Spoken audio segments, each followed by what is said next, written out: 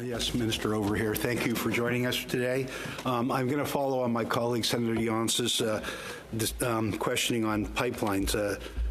With the recent development of Keystone, it's starting to look like a bit of a snakes and ladders game to me on which one's going where and what goes up and what goes down.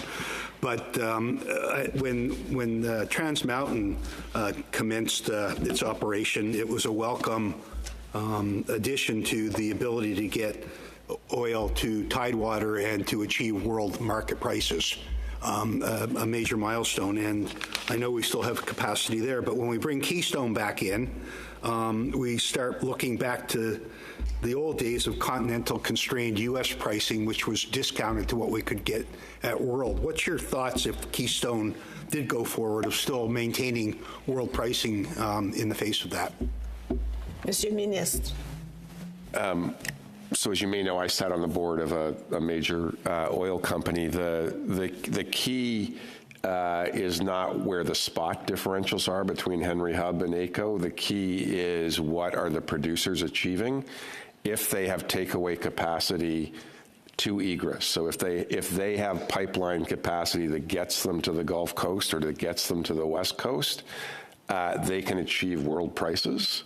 And we're not actually being stung by the differential. So I'm not going to comment on the specifics, but the key, no pun intended, on Keystone or any other is, are Canadian producers getting egress from Alberta to the coast? If they are, they're getting world prices. What we need to do is maintain sufficient egress so that Canadian producers are always getting world prices.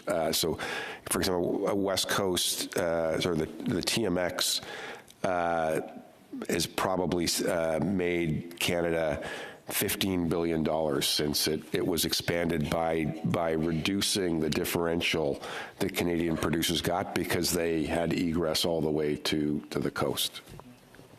Senator Fridhandler. On another topic, as a senator from Alberta, I'd like to thank you and your colleagues for choosing Alberta to be the Major Projects Office, and also congratulate you on getting Dawn Farrell to accept the role as leadership of very, very capable, one of the more capable women corporate leaders in this country, I believe.